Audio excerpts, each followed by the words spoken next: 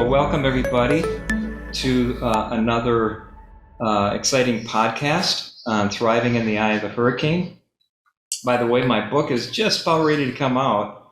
October 12th, in just a few weeks, it'll be on the bookstore's shelves, and it's already available through most of the publishing on the internet, Amazon, etc.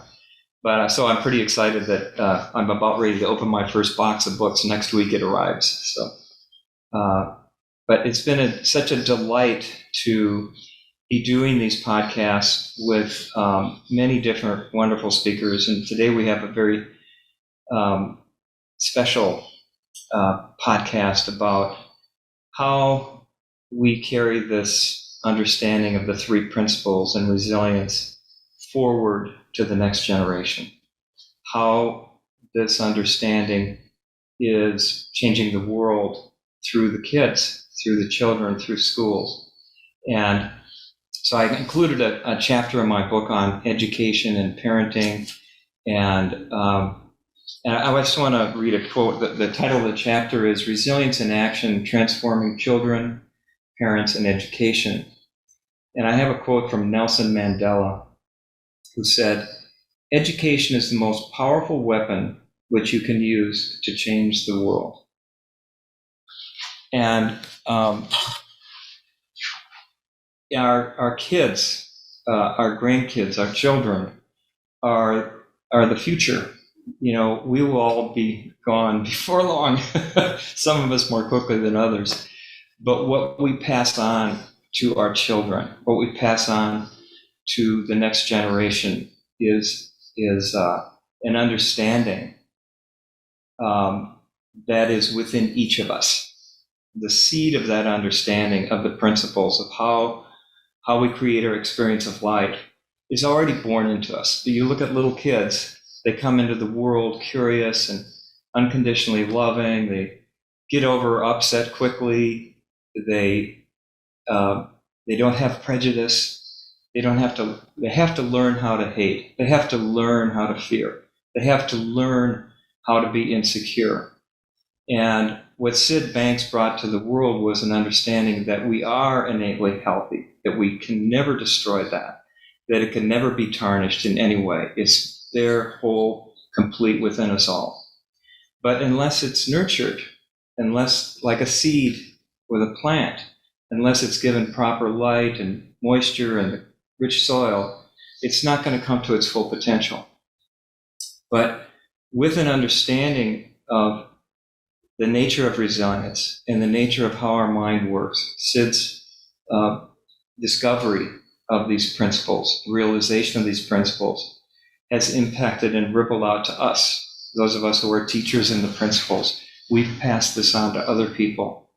So one of the natural applications of this is in the field of education, and we have three very remarkable people with us today who are going to share their experience as social workers and teachers and administrators, and how this understanding impacted their lives and how they started to have a vision to carry this into the school systems and to curriculums.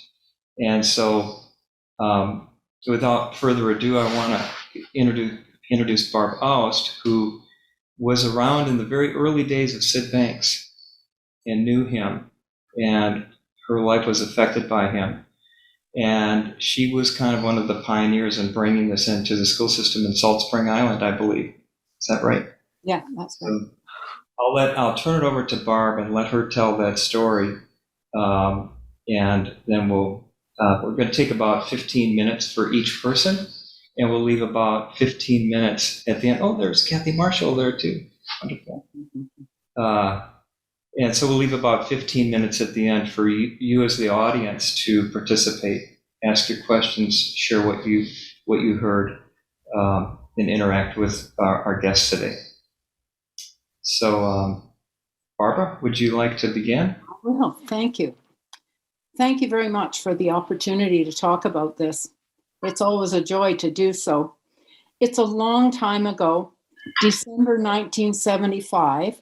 I was given a book called Island of Knowledge by a friend from Australia. And I read this book and I thought, well, that's kind of interesting, but it didn't grab me, but it did pique my interest. And I put it on the shelf and left it there for a while. And a tragedy happened in my life. And I was out in the day that I got the phone call, I was out in the yard stomping around and crying one January day. And my neighbor saw me and she called me over and she said, whatever is wrong? And I told her, and she said, I'll make you a cup of tea. It was a beautiful January day, and we sat outside on her porch. And we talked about life. And she said, I've done everything. I've even read a book about a guy on Salt Spring Island that thinks he's got the answers to everything. And I said, well, just a minute. And I ran next door and I got my book and brought it back. And she ran in her house, brought it back. We both had this little book. We didn't live on Salt Spring Island. We were in another place, in another city, and there were only about 1,000 copies made of this book. And here we were with the same book. Well, that was the beginning for me, because she said, well, those folks get together and Sid occasionally comes over and talks. So we went and listened. Sid wasn't there. It was just the group of people that were listening to him. And I walked in that room and one woman came toward me and the love in her eyes was so amazing. I knew I'd found home. And that was the very beginning of it all. It was the feeling of being welcomed, of belonging. I didn't know any of them, but I was home. I was home inside myself because I felt this amazing energy that this woman was exuding toward me. Well, Sid came the next week and spoke, and I didn't understand one single word that he said, but boy, did it ever feel good. It felt like the weight of the world was coming off my shoulders. And so that was April. By June, there was an event that happened in Washington State, and I went to that, and I had an amazing awakening that changed my life. And from then on, it's never been the same. It's only been incredible and has continued to grow. And here I am in my mid-70s, and it still changes all the time, and I still learn more. And it's an amazing journey. So I was working in childcare at the time, and some women, one of the people that was working with me decided to come along to one of the meetings because she could see a change in me. And it wasn't things that I was saying, it was the change in my demeanor, I guess, that somehow I was more relaxed and was more loving with the children and more enveloping and setting a tone that was different. So she came along and our childcare center changed. Then some women on Salt Spring said, we would like to start a childcare center. Will you help us? So I sponsored a grant for them. They couldn't get a supervisor. We moved to Salt Spring and we started this childcare center that was filled with love and filled with all the kids that were from this group of friends that we had. It was an amazing experience. Next step was to go into the elementary school. And there were 3 of us that were listening to Sid at the time. And we didn't have any kind of language that we could use because there really wasn't anything. There was that one book, but there were no other resources that we could use. We had little cassettes that were kind of scratchy that would be made of Sid's talks. But we had to call on our own inner resources to find what to say. Sid would talk about the oneness of all things. He talked about mind, thought, and consciousness, but it wasn't called the 3 principles. He would just talk about the oneness of all things. Well, I was teaching primary kids. You don't go in and talk to little kids about the oneness of all things and have them get it. So we found our own way. And in later times, Sid said something, and I'll quote him. It lies within you, and if you can see that, well, it comes with a feeling. Look for a feeling. Never mind the talk. And if you can get that aloha feeling in you, that feeling of love, that feeling of understanding, and you give that aloha feeling away, you give the very essence of life by giving them love and understanding. And that is basically what we did. And we worked together, we supported one another, and we could see changes in children that were really beautiful. Changes that were minuscule and huge at the same time. Things that would make a difference. As time went on, I went to a different school as a principal. And I found the same thing, that we didn't have words, we didn't have language to use except the words that came to us in a natural way. And those were the ones we used with the children. It was, we learned it in our lives. We experienced the change in our lives, and it just kind of naturally came out. There was a simplicity to it, I guess, at that point that was I found scary at sometimes, because I thought, well, I'm going to use the wrong words. But then in other ways, it just became so natural that it didn't matter what you said, because you were saying the right thing. The right thing came out from the feeling that you exuded. Kathy Marshall Emerson went on to come up with a saying that I think tells about it all, because what we do, I think, is spiral. And we learn, we live, we share. We learn, we live, we share. And that seemed to be what was happening for us. When I went to the new school as principal, what I found was really important was to take the time to build the culture, and I found I was a choreographer more than anything. And that was with the adults that were there. And it was drawing out of them what needed to be drawn out, and they got to feel empowered by what they were able to share. And I just danced with them, and it was quite wonderful. Things that would happen with kids, there weren't the words to use with kids in grade 2 and grade 3. But when they'd come in, I'm thinking of a couple of little guys that would come in from having a bit of a fisticuff out on the playground at lunchtime. And they'd come in and they'd be really mad at each other. And so I would say to them, well, put your hand over your heart. What's happening with your heart? Well, it's going really fast, Mrs. A. Okay, well, let's wait until it slows down. Let's wait a few minutes. And I always had a round table with little chairs at it, and we would sit at it together. Well, a few minutes later, I get them to put their hand over their chest again, and I'd say, well, what's happening now? Oh, it's slowed right down. It's going way slower. And so I could say, well, that's a good time for us to talk about what's going on. Once you calm down, it feels a lot better, and it's way easier to solve the problem. And then they would go, well, so I'd ask them, so what happened? And they would talk to each other, again, adducing it out of the kids, getting them to solve the issue themselves. Within a couple of minutes, they're back out on the playground playing happily. And as Joe said at the very beginning, kids drop things quickly. They don't hold on to it. So I learned a lot in that, around drawing out of kids what they need and letting them feel like they could be the solution to their own issues that would come up. They always had the solution.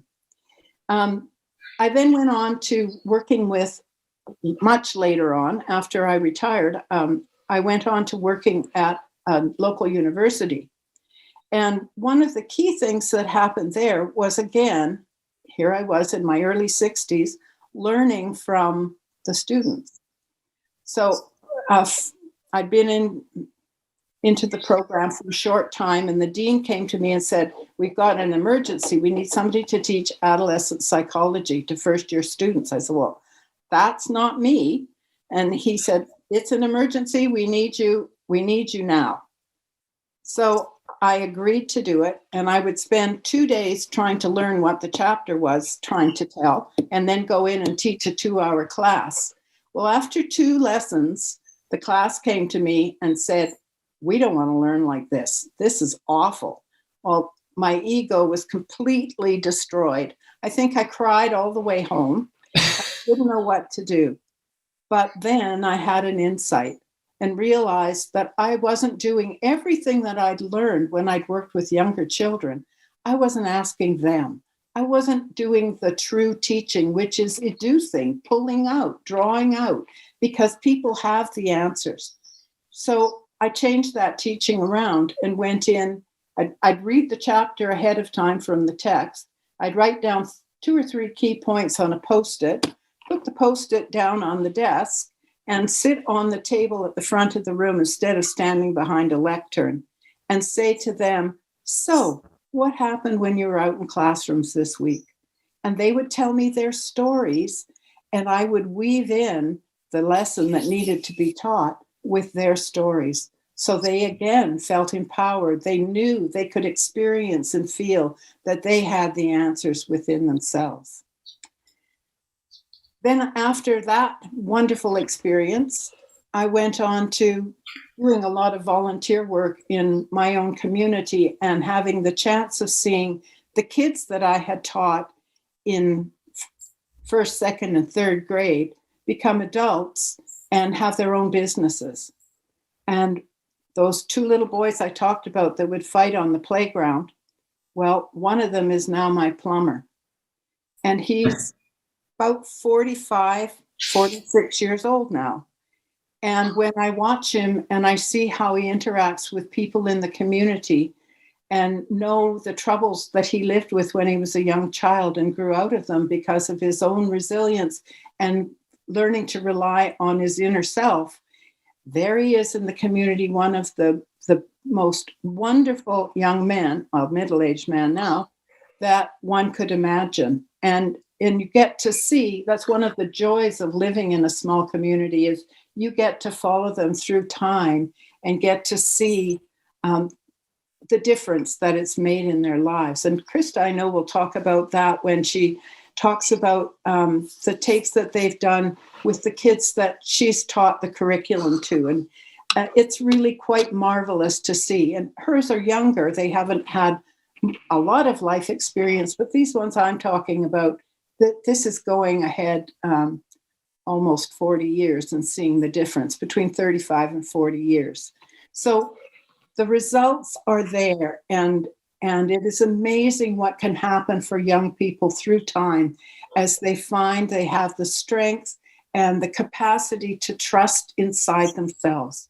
And this is how we're going to change the world, to empower them and help them to see that they have it and that they can help others. And before I turn it over to the next speaker, I'd just like to give a bit of a shout out to all of those teachers who started in the beginning and who have followed through, that stayed in the schoolhouse.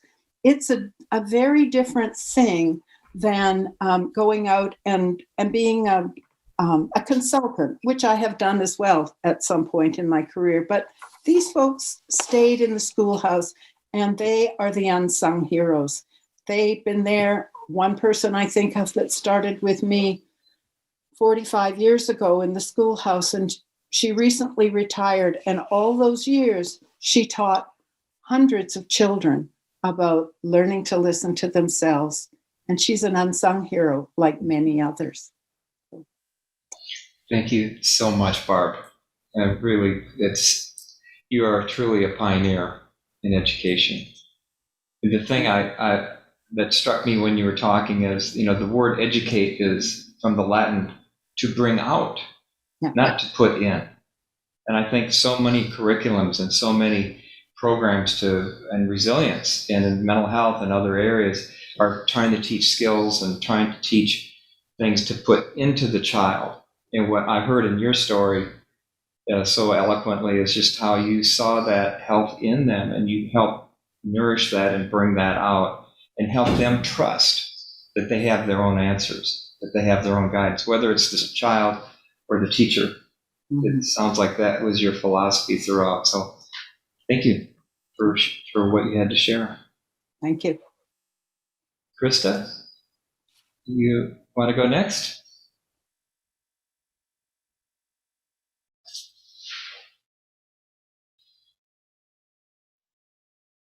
Yes. Nice to see you, Barb.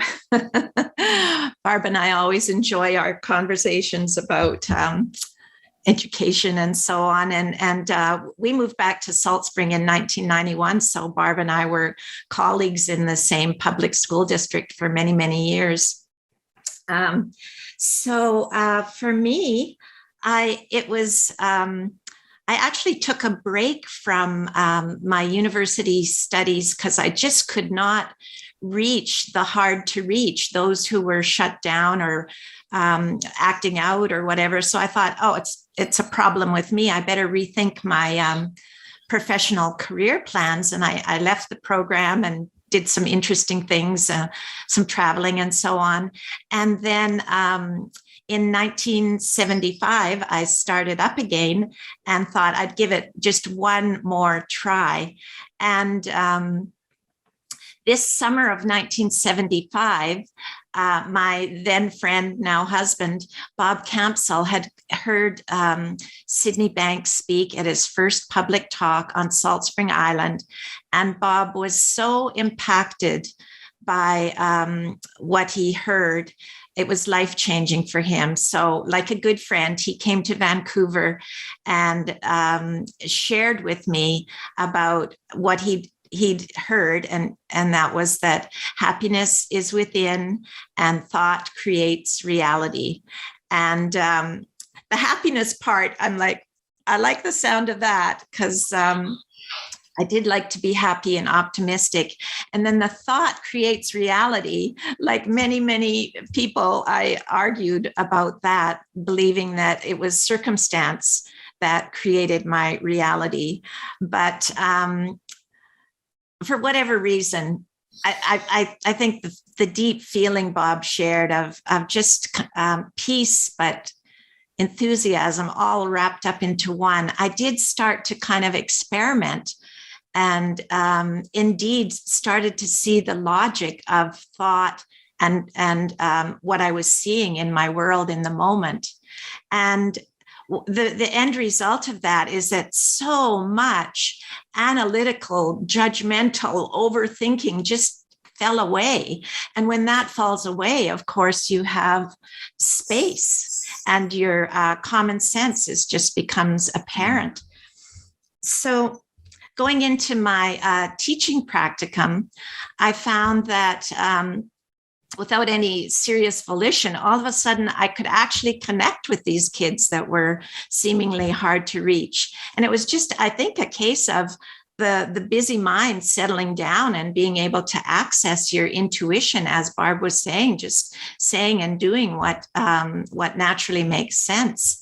And so I was delighted to see that, oh, wow, able to have some effect. And I finished my bachelor's degree. And I think I'm going to say a little bit about my first teaching assignment, full-time teaching assignment after I had my degree. And because as Barb was saying, we had really no materials. We had nothing for children. We just had our love and our understanding that we shared openly and freely. And my first assignment was with grade 6, 7, like 12 to 14-year-olds. And I can still picture the chaos. It was a full class, whatever we were allowed in the day, 25, 30 kids. And there was like zero sharing. It was like fighting and arguing and hate and, people hiding in the corners and so on. It was chaotic. But I just began to use what I knew. And plus with teaching, as Barb knows, you go in with a light heart and you bring your sense of humor with you because it gets funny at times. But there was one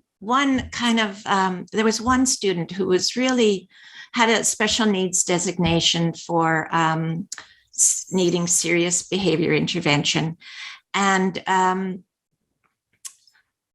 just saw him with non-judgment and treated him with respect. And his circumstance was such that he was adopted, and then his adoptive parents divorced, and then fell into bad behavior and ended up in all these foster care homes, and now at the time was living in a special needs foster care home with very strict rules, keep them in line. But of course, you connect with anyone when you share that feeling of love and understanding and respect them and see them for who they really are. And, it started to happen. The kids started to get into the learning and have fun and enjoy all the activities that I so carefully planned. But this one lad, I still remember so many things about him.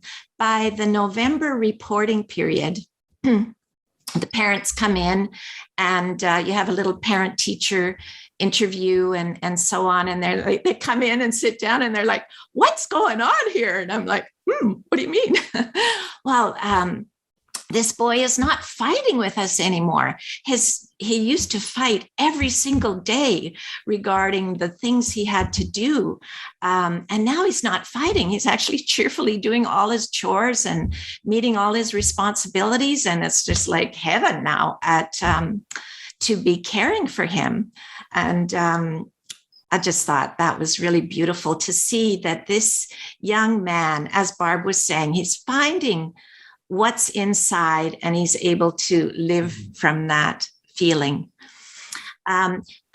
Even this was like decades ago. There's always been a little sliver in a curriculum for mental well-being. So there's a tiny little bit of curriculum you could officially talk about mental well-being. But really the heart of the matter is, as Barb says, being there on the ground, day in, day out, interacting with these kids through their highs and their lows and helping them find a sense of who and what they are. I'm going to say what this young man did, and I'm using it as an example because it was the first time I saw it, but I saw it many, many, many times. I was a teacher for 40 years or 40, whatever, plus years. In the fall, the boy, well, at the beginning, he would tell me how his past was just horrendous. Everything was hell. He just hated everything and everybody. But in the fall, late fall, he brought in this photo album, totally unsolicited. And he wanted to show me his photo album. And each page was a different family, because he'd been in so many foster care homes. Wow. And each page, he had a beautiful story to share about his experience there. Isn't that incredible?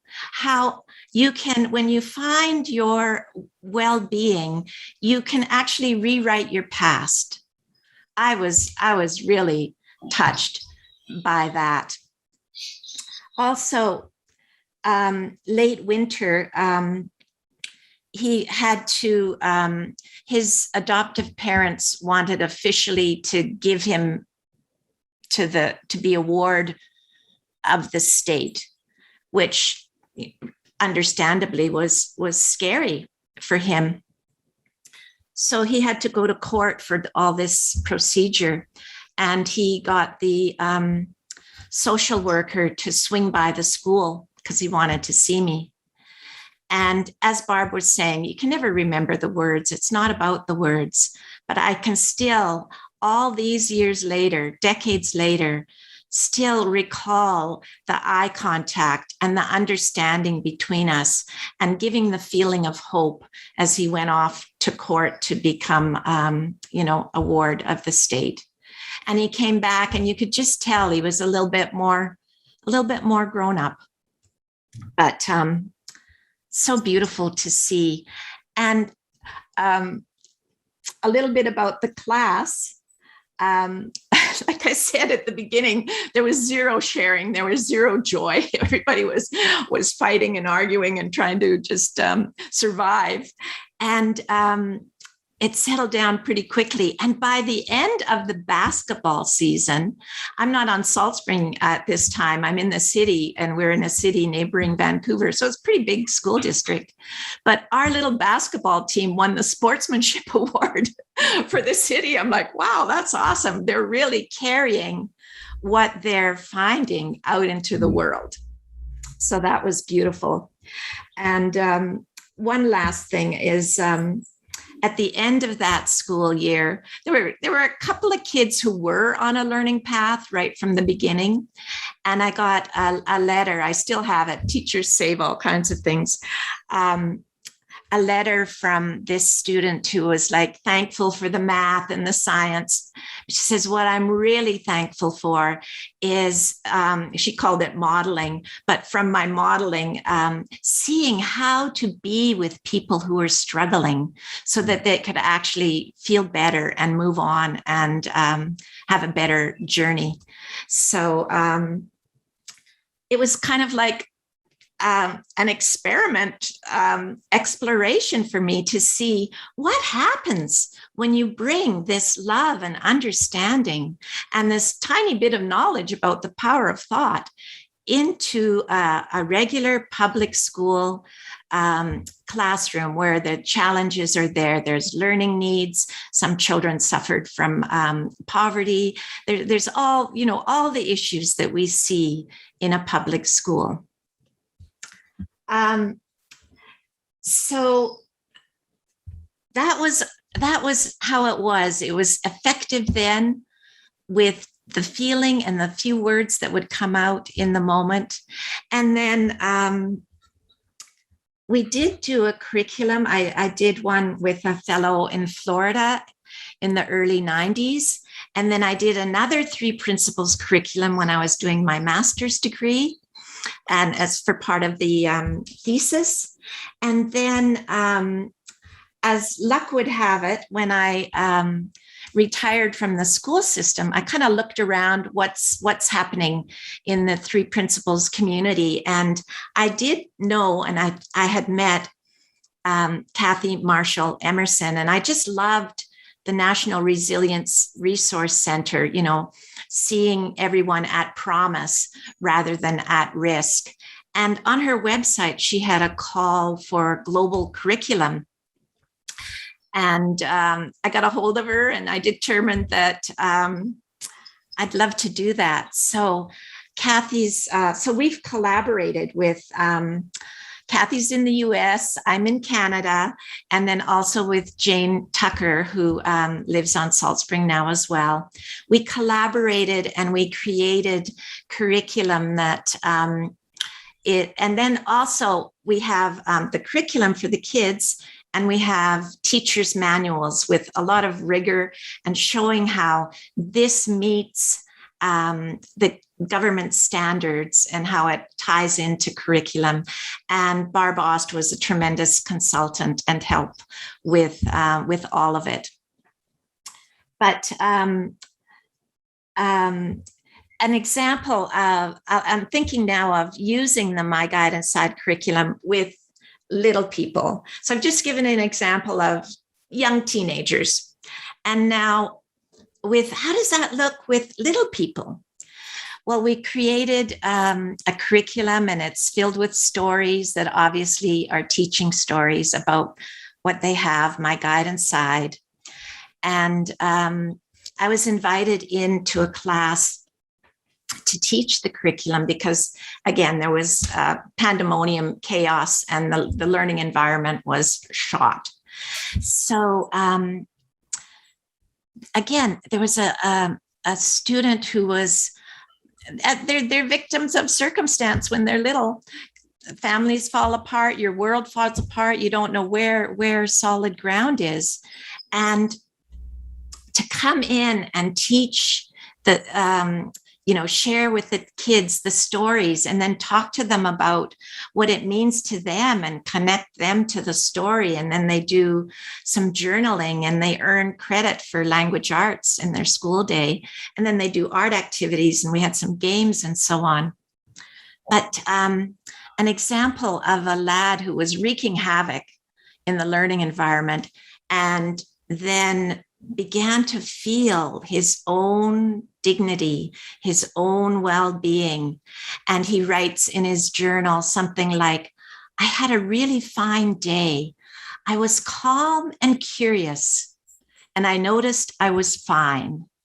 And indeed, the teacher could report that the learning environment settled down as this boy uncovered his own well-being. Another example, of course, we didn't use... Can I just interrupt for just a second? I'm just aware of the time. I'm the timekeeper here. Okay. Could you share just to kind of wrap up, how this curriculum has gone out beyond what you're doing personally, but how it's gone out in the world? So we have, and then we'll finish up with Gary here in a minute. Absolutely. So we've made the curriculum specially for schools and following the government guidelines so that academic credit can be given. And I looked at Canadian standards, American and UK standards. And we made it intentionally very low cost so that anyone can purchase it and use it like right away. There's no training required. Anyone may use this freely, but there are a lot of resources that we've put there. Some are Barb and I, some are connect to Sid's talks, that teachers that are interested in learning more about the principles, it's all there. Plus, we're going to add, next month, we're going to add a free course, My Guidance Side Training for Educators, and we just ask that you share it forward. Also, we really wanted it to be very closely aligned, obviously, with Sid's teachings. And Sid says, a quiet mind allows this inner knowledge to create a living reality. And I think that's at the heart of what the goal of My Guidance Side is that we create this living reality for young learners so they can carry on their journey with that feeling of well-being and knowing they can access My Guidance Side, which of course is wisdom, intuition, or whatever you might like to call it. But super powerful, super simple, and loads of fun to share with kids of any age, as well as colleagues, and just have people have a little bit easier go of life. Well, thank you so much, Christa. That was great. I would imagine in grade school having you as my teacher. You're just such a bright spirit, and you exude everything that you're talking about. And I think that's kind of the whole point, isn't it? It is. Yeah.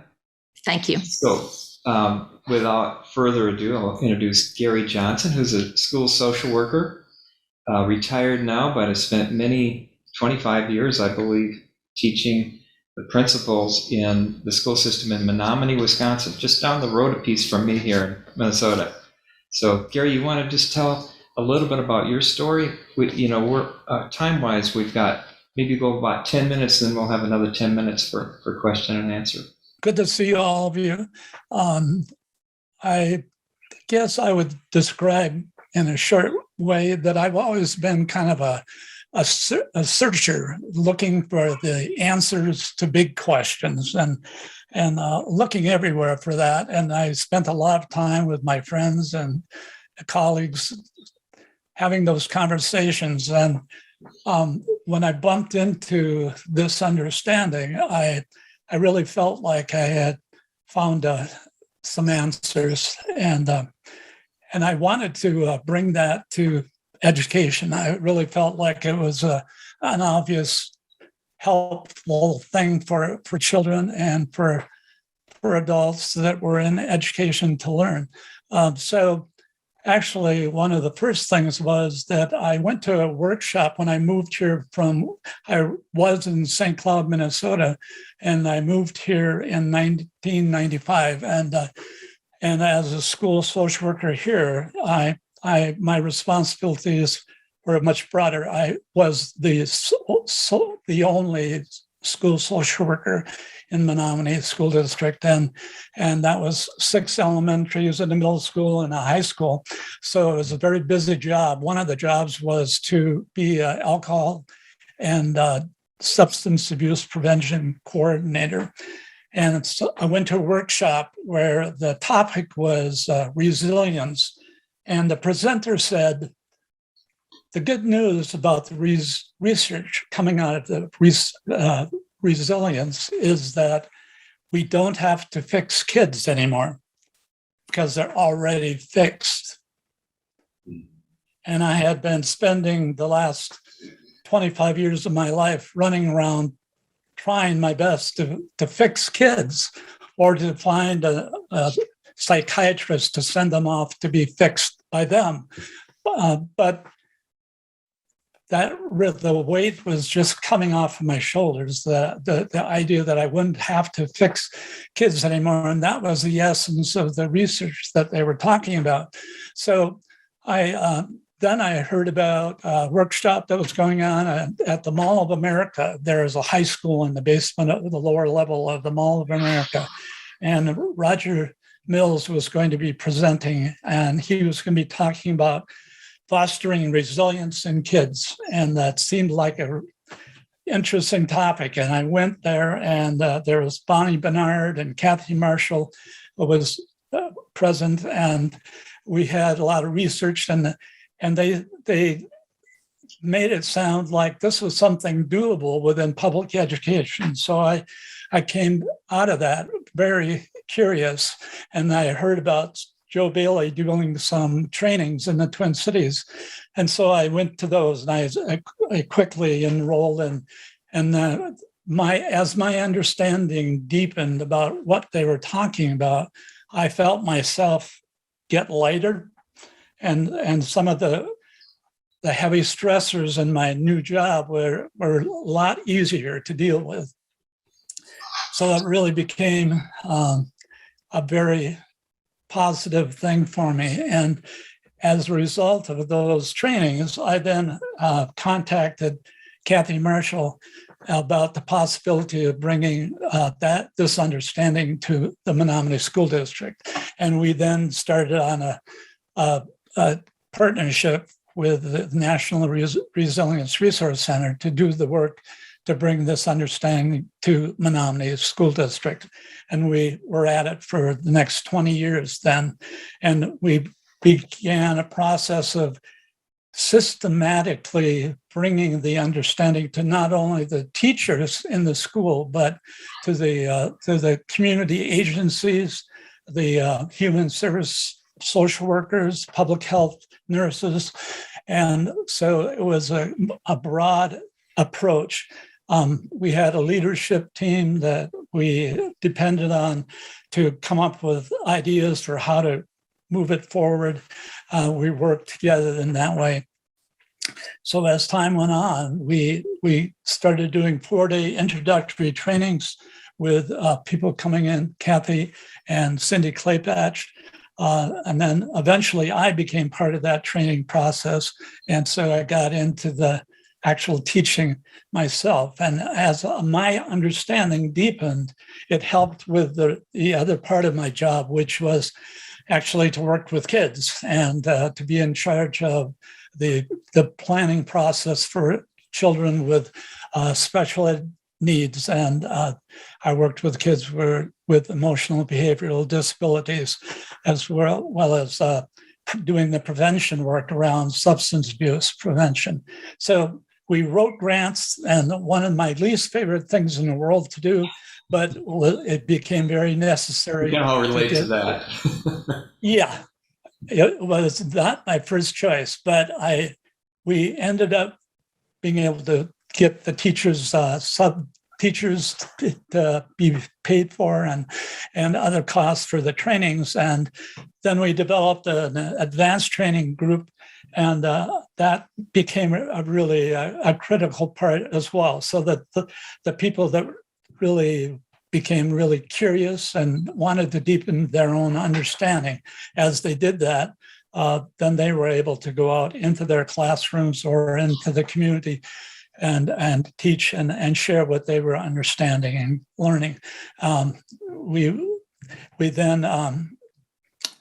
We also did parent classes. So we understood that as kids were learning this understanding, they were going home to environments where they may not be supported as well. So we wanted to offer it to parents as well, so that there could be that kind of an understanding, as well as the community agencies, so that if the family went to human services, there would be the same in common language being shared with the focus on health. And so it became that kind of a growing system where we deepened our own personal understanding, and we became closer to each other in our work as colleagues. And then we became very creative about how to move it forward. I remember going to that very first session with Roger Mills, and he said, as people learn this, they become very creative.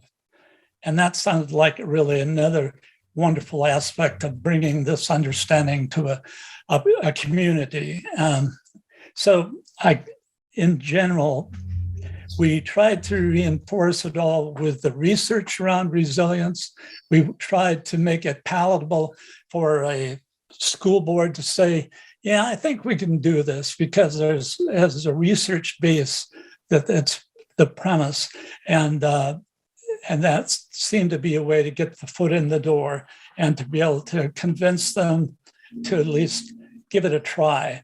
And then we would work with the administrators in a strategic way to address them as individuals and have personal conversations to be able to identify what is it that they were struggling with, that we could then maybe address some of those concerns. And Kathy, as our consultant and trainer, was very supportive, and her leadership was really crucial to all of this, making sure that research platform was present, but at the same time, the heart was there, and that kind of a rippling effect continues to go out into the other communities around us. We now have had other school districts get curious and want to be involved, and we've had that rippling effect go out into the other communities, other school districts. But it really comes down to my ability as a school social worker to do my job well in a humble way. And so if I was to give some advice to anybody interested in trying to do this with a school district, it is to find someone who becomes an ambassador within that school district and community, that becomes the person that is trusted and respected, and people then are willing to go along with the initial idea of trying it out. And there's just, I remember some teachers at the high school would say, as I walked through the building, they would say, oh, there goes Gary. And that helped them settle their own thinking a little bit. And it just became a presence and a reminder of what they knew. So the ability to have people that are trusted and capable in a role within a school district, I think, is also very critical. And then having the technical support from someone like Kathy Marshall, who has that support from all the different levels. And then she brings in her wealth of understanding, and she brings in people like Bill Pettit and Keith Blevins to speak. And when they come as guest speakers, that is another voice. And so the whole idea is to employ all these different creative approaches to make things as good as possible. But the ultimate thing is it's us as the individual deepening our own understanding and then touching the lives of others. And I finally see myself really as a mirror. That's my job, is to hold up the mirror to the health that I see in the children and in the staff. And that's what I bring to my work. Thank you. Thank you so much, Gary. And the theme I hear with all three of you is, really, you have to really catch the ball before you run with it, as I often say, that you have to really get this for yourself. And then you can't help but pass it on to other people, because, your humility, Gary, where you talk, each of you, your genuine joy and happiness and that feeling that you exude is what opens the door for curiosity to come in and for people to want to know what's this all about? Why? Well, how come you stay so calm in this crisis when everybody else is reactive? And what's that all about? And that's the kind of the invisible nature of the principles of the understanding, is that it's not really something that you can teach directly intellectually. It's something that you pass on through your own understanding. And so each of you do that in different ways. And it's just thrilling to see how this is going out to hundreds of thousands of students around the world now in many, many languages. I know my guide inside is, I don't know how many languages that's in now, but lots. And same with the program that Terry and Brian Rubenstein have in the UK, the iHeart program that hopefully we'll get them on soon, along with Brooke Weldon Reese. All these different curriculums are popping up. They're like different flowers in a garden. They're all a little bit different, but they're all coming from the same roots, the same soil, the same source of understanding. So I'd like to open it up now and just ask people, if you have a comment or a question, just unmute yourself, and at the bottom down there where it says reactions, there's a little hand. You can raise your hand. It says raise hand. So I'll show you. I'm raising my hand. That's how you do it. And you'll come up into the far left corner of the screen. So does anybody have a comment?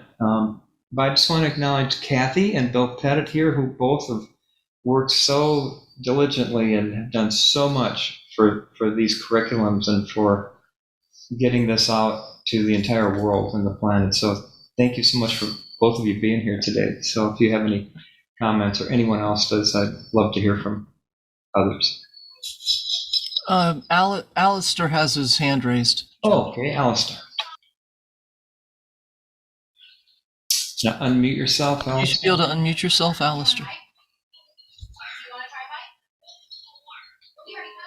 You just go That's down. the unmute button. There you go. Oh, now. There you go. Hi, everybody. I'm new to technology as well as the three principles. Very interesting stories, and it's been awesome to listen to everything that's been said today. Myself, I'm brought up in England, and now I live in Sweden. So my schooling was a very conservative and a boarding school where it was ruled by threats, basically. If you didn't do, you got punished. To Sweden, which is on the complete opposite side. But I have a son that has challenges. He has a very hard ADHD, and I believe that the school have really missed his well-being within the school. And since coming into the principles 6 months ago, how I see the curriculum in Sweden, it's all based on the outside in. So they're always talking about, don't do this, you make this person feel this way and that way, rather than, don't do this, how are you feeling when you do this? So instead of looking into yourself. So one of the people I've been speaking a lot to recently whilst coming into the three principles is actually Kenny, that's on this call. And we were talking about kids, how can you catch kids, catch their curiosity and involve them in the principles. And we had an idea that when I decided, I finally started understanding more, was when I read the Enlightened Gardener. because that was more of a novel to me. And I was so in the novel that all of a sudden I finished the book and I was like, aha, okay, I understand a little more. So it's like, how can you catch kids at the same way? And I was thinking that maybe like doing a theater show done by kids based around the principles. Has anybody tried that or have any experiences regarding that? With doing a kind of a show, did you say? Yeah, a kind of a show, a theater, a play done, held by kids. So it's actually kids involved in the show, which is based around the daily challenges within the school. I know Christa mentioned there with the two kids being, in a fisticuffs in the playgrounds. I mean, so the play is based around these daily challenges that kids are having at school. And putting the principles into it there so they would learn in a different way. Kathy, Christa, Gary, Bill, anyone want to respond to Alistair's comment and suggestion? You have to unmute yourself.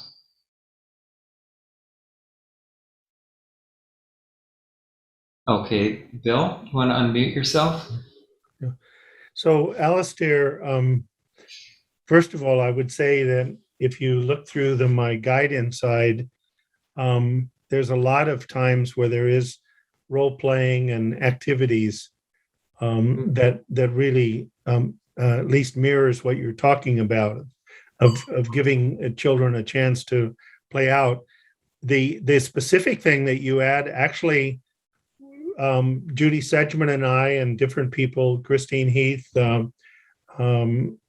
people worked in the school system in Des Moines, Iowa. I don't know, Joe, did you do any work in Des Moines?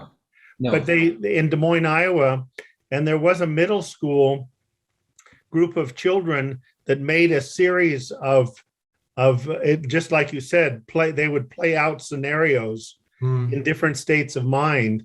And it caught people's attention so much, they had them tour the entire Des Moines, Iowa school system, and went to the different schools and did this little play of different, kids in different states of mind dealing with the same situation.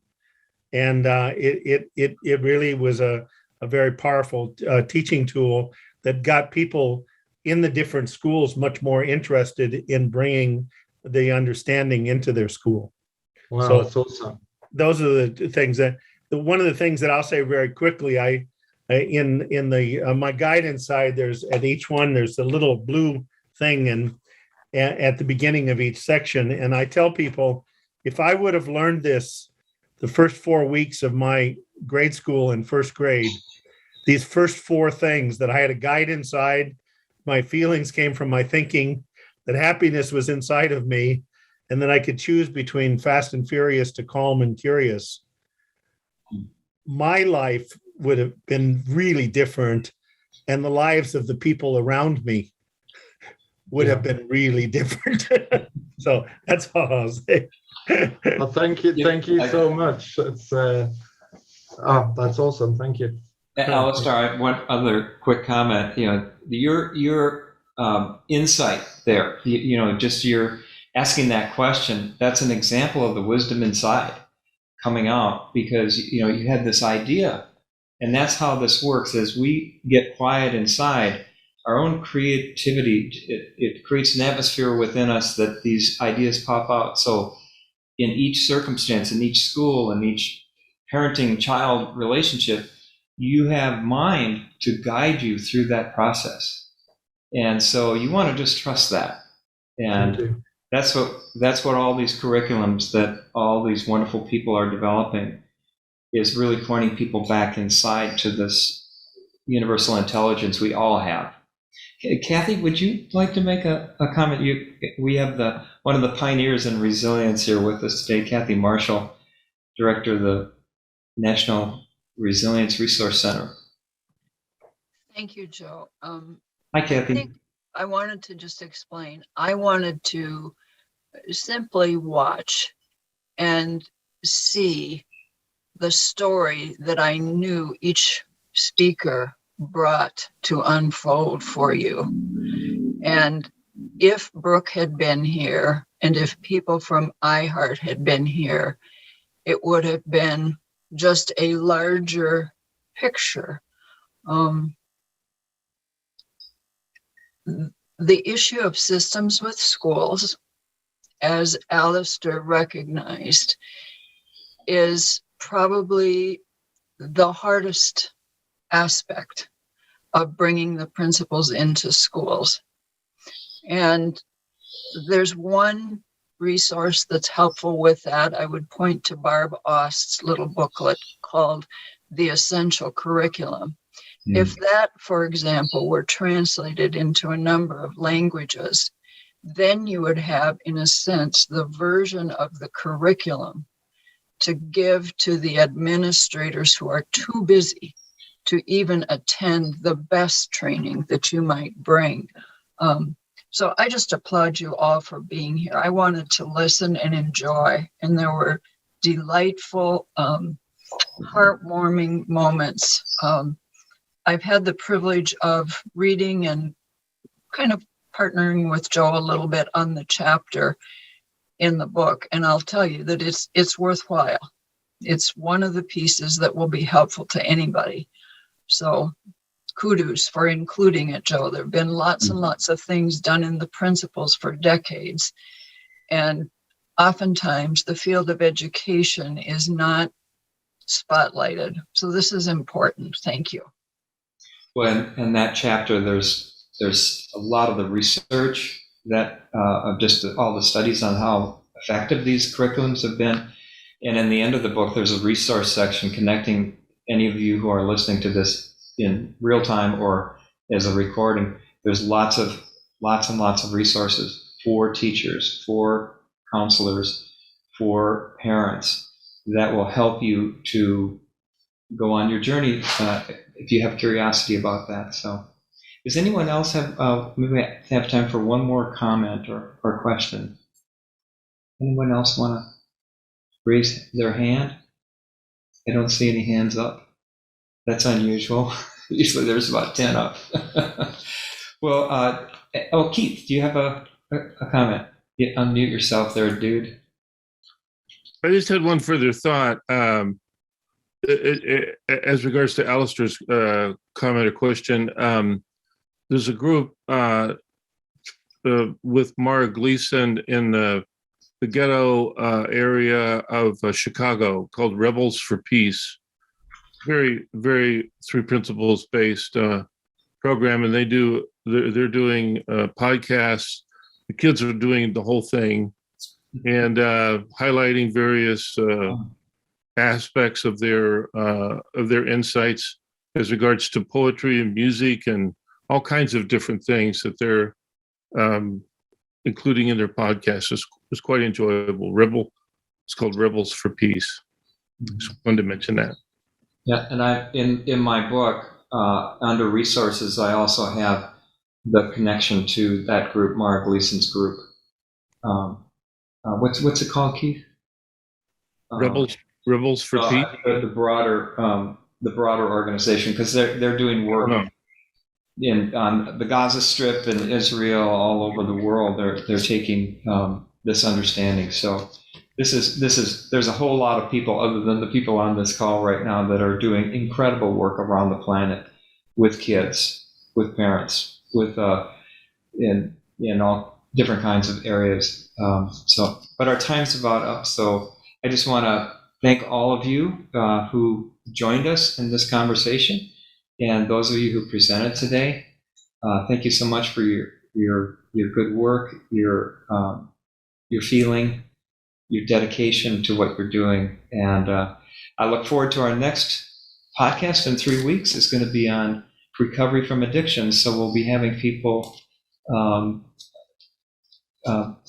Dr. Amy Johnson will be with us, Danielle Ganat, Lisa Fortinga, and some people in recovery who from addictions who really profited by understanding the principles and how that helped their recovery, not just from an illness, but to their health. So that'll be the theme next time. And by next time, my book will be out. So yay! I'm so excited. Thank you all for your support and love. My friends, Kathy, all your help on that chapter. Thank you so much.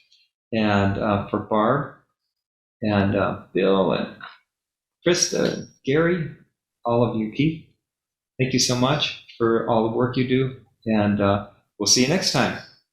Thank you. Thank you. Can you? Thank you.